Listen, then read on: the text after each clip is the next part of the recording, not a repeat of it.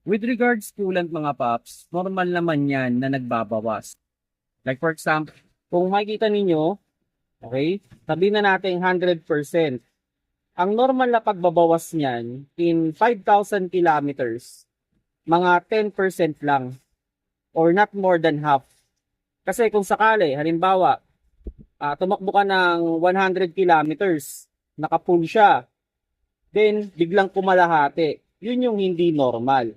Then, pag kayo ay magta-top up ng coolant, siguraduhin ninyo na kung ano yung brand ng coolant na nakalagay, eh yun din yung ilalagay ninyong bagong coolant. Okay? So, halimbawa yan, top up tayo ng konti. Kasi medyo kulang na ng ano, actually mga 10% pa lang yung nakulang, pero mabuting laging nasa full yan. Okay? So, konti lang naman yung nilagay natin. Then, sarado na natin. Okay, yan na. So, yun mga paps, no, kung sakali man na nakaka-experience kayo ng pagbaba ng coolant, normal naman yan. Pero, in 5,000 kilometers, mga 10 to 20% lang dapat yung mabawas.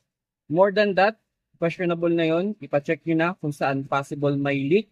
Kasi kung in 100 kilometers, eh halos kumalahati yan, hindi na normal yun. Kailangan nyo na talaga ipacheck yan.